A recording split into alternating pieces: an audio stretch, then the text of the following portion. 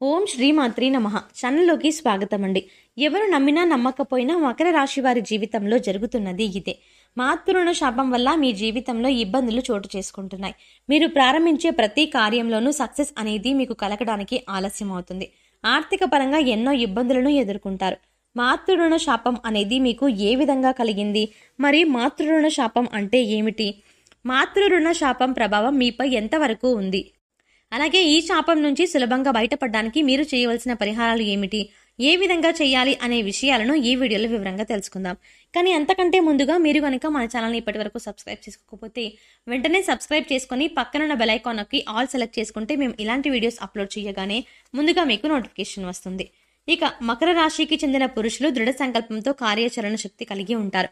అనుకున్నది సాధించే వరకు నిద్రపోని మనస్తత్వం కలవారై ఉంటారు. వీరు అందరినీ ప్రేమించే మనస్తత్వం కలిగి, అందాన్ని ఆరాధించే హృదయం కలిగి, సంగీతాన్ని ఆస్వాదిస్తారు. మకర రాశి వారు ముఖ్యంగా ఏ స్థాయిలో ఇతరులను ప్రేమిస్తారో అదే స్థాయిలో ఎదుటి వ్యక్తి నుంచి ప్రేమను ఆశిస్తారు. ఈ గుణం వల్ల వీరు ఫలితాల కోసం ఎంతకాలమైనా ఎదురు చూస్తారు. ఎలాంటి చికాకులనైనా ఎదుర్కొంటారు. అయితే ఈ రాశిలో పుట్టిన పురుషులు ఎవరైనా సరే ఎవరి సలహాలు పాటించరు. ఒకవేళ ఎదుటి వాళ్ళ సలహాలు ఇచ్చినప్పటికీ బాగా లోతుగా ఆలోచించి కానీ ఆచరణలో పెట్టరు. అలాగే ఈ రాశి వాళ్ళు పురుషులు జీవితంలో వాస్తవాలకు చాలా దగ్గరగా ఆలోచిస్తారు. రియాలిటీలో గడపాలని ఎక్కువగా అనుకుంటూ ఉంటారు.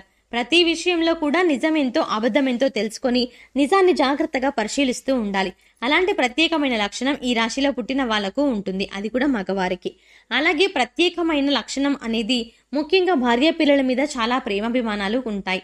కానీ వీళ్ళు ఎంత ప్రేమ చూపించినా సరే భార్య పిల్లలు మాత్రం అతిగా స్పందించరు.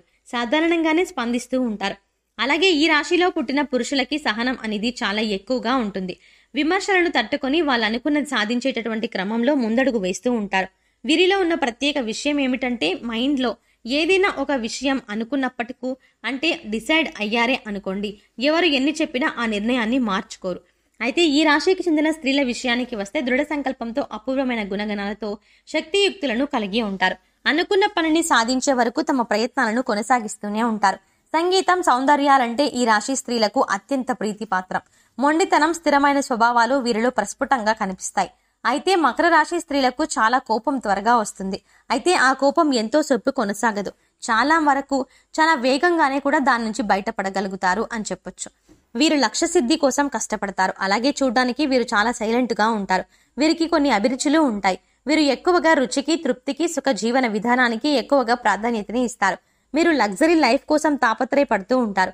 వీరు జీవితంలో క్యాలిక్యులేటెడ్ గా ఉంటారు. ఒకసారి వీరు నా సొంతం అనుకుంటే అది వస్తువైనా మనిషి అయినా వారికే చెందాలి అనుకుంటారు.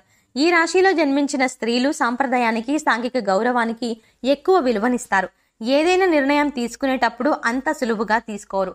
అది వారి భవిష్యత్తుపై ఎలాంటి ప్రభావం చూపిస్తుంది, ఇది నిజంగా వారికి ఉపయోగపడుతుందా లేదా సామాజిక గౌరవంగా ఉంటుందా అనే విషయాలను ఆలోచించి నిర్ణయాలను తీసుకుంటారు. ఇక మాతృణ శాపం ఎలా ఏర్పడుతుంది అనే విషయాల గురించి తెలుసుకుందాం. కుటుంబ సభ్యులు తమ పూర్వీకులను అంటే తాత ముత్తాతలను, వారి ఇంట్లో ఉండే వృద్ధులను బాగోగులు చూసుకోవడంలో విఫలమైతే కనుక మాతృణ శాపం ఏర్పడుతుంది. అలాగే తమను తాము రక్షించుకోవడానికి అంటే సమయం దొరకట్లేదనో, ఆర్థికంగా ఇబ్బంది పడుతున్నామనో, తమ పెద్దలకు చేయవలసిన వార్షిక ఆచారాలు అంటే సంవత్సరికం లాంటి ప్రాథమిక అవసరాలకు కట్టుబడి ఉండడంతో విఫలమైతే కూడా ఈ మాతృణ శాపాలు అనేవి తగులుతాయి. అయితే ఈ మకర రాశి వారికి మాతృణ శాపం కారణంగా ప్రతి విషయంలోనూ ఆటంకాలే ఏర్పడతాయి. మీరు ఒక పనిని ప్రారంభించారంటే ఆ పని అనేది ముందుకు వెళ్ళదు. ఏదో ఒక సమస్య అనేది విజృంభిస్తుంది. వ్యక్తిగత మరియు సామాజిక జీవితంలో ప్రతికూల వాతావరణం మరియు చిన్న విషయాలపై వాదనలు జరుగుతూ ఉంటాయి. నిరంతరం అనారోగ్యం కారణంగా వ్యక్తి ఆర్థిక అలాగే శారీరక సమస్యలను ఎదుర్కొంటారు. అంతేకాకుండా కుటుంబంలో ఆత్మహత్యలు, ప్రమాదాలు వంటి అసహజ మరణాలు కూడా సంభవిస్తున్నాయి. ఎక్కువ కాలం కుటుంబంలో ఏదైనా శుభకార్యాలు కూడా నిర్వహించేందుకు ఆటంకాలు ఎదురవుతాయి. అంతులేని పేదరికం ఈ రాశి వారికి సంభవించే అవకాశాలు ఈ మాతృణ శాపం వల్ల ఏర్పడతాయి. ఉద్యోగ విషయంలో నిర్ణయాలు తీసుకోవాలి అనుకున్నారనుకోండి, నిర్ణయం దగ్గరే ఆగిపోతుంది. కానీ అది ఆచరణలో పెట్టడం జరగదు. ఉద్యోగంలో ప్రమోషన్ వస్తుందని గట్టి నమ్మకంలో ఉంటారు. కానీ ప్రమోషన్ రాదు. మీకు అప్పగించిన పనిని మీరంతా శ్రద్ధగా సక్రమంగా చేసినా శ్రమకు తగ్గ ఫలితం రాదు. ఆదాయంలో మార్పులు అనేవి చోటు చేసుకున్నా ఎటువంటి ప్రమోషన్లు కానీ ఉండవు. మాతృణ శాపం ఈ విధంగా మిమ్మల్ని వెంటాడుతుంది. అలాగే ఖచ్చితంగా ఈ పని అయిపోయిందని చివరి వరకు వచ్చిన పని కూడా ఆగిపోవడం లాంటివి జరుగుతూ ఉంటాయి. ఎప్పుడో మీరు తెలిసి తెలియక చేసిన పనుల వల్ల ఆ శాపంలో మీరు బాధపడుతూ ఉంటారు. ఏ నిర్ణయం తీసుకున్నా సరే మీరు అనుకూలంగా మాత్రం ఉండదు. మీరు ఇలా అనుకోవచ్చు, మా తల్లిదండ్రుల్ని మేము చాలా బాగా చూసుకుంటున్నాం కదా, మాతృణ శాపం అంటున్నారేంటి అని. ఈ జన్మలో మీరు మీ తల్లిదండ్రులకు ఏ లోటు లేకుండా చూసుకోవచ్చు. కానీ పూర్వజన్మలో మీ తల్లిదండ్రుల్ని చూస్తూ వారు సరిగ్గా చూసుకోకపోవడం కారణంగా కూడా మీకు ఈ శాపం అనేది తగులుతుంది. అంతేకాకుండా ఒకవేళ మీరు చెయ్యకపోయినా మీ పూర్వీకులు కూడా చేసిన ఆ శాపం అనేది విముక్తి చెందుతూ ఉంటుంది. ముఖ్యంగా విముక్తి అనేది మిమ్మల్ని వెంటాడుతూ ఉంటుంది. ఈ విధంగా మీకు మాతృణ శాపం అనేది వెంటాడుతుంది. దీని కారణంగానే వ్యాపారపరంగా వ్యాపారంలో అభివృద్ధి అనేది ఉండదు. కుటుంబ సభ్యులకి మీకు మధ్య చిన్న చిన్న విభేదాలు వస్తూనే ఉంటాయి. సంతానపరంగా కూడా వాళ్ళ వైపు నుంచి కూడా మీకు ఏదో ఒక సమస్య అనేది వస్తుంది.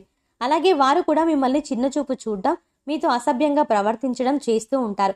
ఉద్యోగ ప్రయత్నాలు చేస్తున్న వారికి ఉద్యోగ అవకాశం రాక బాధపడుతుంటారు. ఆర్థిక ఇబ్బందులు అన్నీ కూడా ఎదుర్కొంటారు. ఒక సమస్య తీరాక మరొక సమస్య, ఇంకో సమస్య తీరాక ఇంకో సమస్య, ఇలా సమస్యల మీద సమస్యలు వస్తూనే ఉంటాయి. దాన్ని అధిగమించడం ఎలాగో మీకు తెలియక సతమతమైపోతూ ఉంటారు. విద్యార్థులకు చదవడానికి కష్టంగా ఉంటుంది. ఎంత ప్రయత్నించినా వారు ఉత్తీర్ణులు కాలేరు. వివాహ సంబంధాలు ఎన్నో వస్తాయి, ఓకే చేద్దాం అనేసరికి మళ్ళీ తిరిగి వెళ్ళిపోతాయి. రాజకీయ నాయకులకు పదవి వచ్చినట్టు వస్తుంది, వెనువెంటే చేజారిపోతుంది. ఇలా ప్రతి విషయంలోనూ ఏదో ఒక అడ్డంకి వస్తూనే ఉంటుంది. దీనికి పరిష్కారం ఏమిటి అని మీరు పరిపర విధాలుగా ఆలోచిస్తూ ఉంటారు. మీరు జీవితంలో ముందుకు వెళ్లాలని ఈ మాతృణ శాపం అనేది అనుకూలించదు, మిమ్మల్ని వెనక్కి లాగేస్తూ ఉంటుంది. అలాగే ఆరోగ్యపరంగా కూడా ఎన్నో సమస్యలు అనేవి ఎదుర్కొంటారు.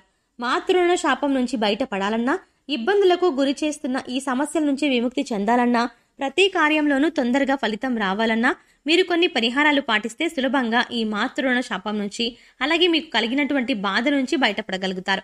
గత జన్మలో చేసిన పాపాల కారణంగా మరియు మీ పూర్వీకులు చేసిన కర్మల ఫలితంగా మిమ్మల్ని శాపాలు అనేవి వెంటాడుతూ ఉంటాయి. అటువంటి శాపాల నుంచి మీరు బయటపడడానికి కొన్ని పరిహార ఇప్పుడు చూద్దాం. ప్రతి అమావాస్య రోజు బ్రాహ్మణుడికి మనస్ఫూర్తిగా ఎటువంటి కల్మషం లేకుండా మాకు డబ్బు అయిపోతుంది అని బాధపడకుండా భోజనాలు పెట్టండి. పేదలకు కానీ వృద్ధులకు కానీ వీలైనంత సహాయం చెయ్యండి.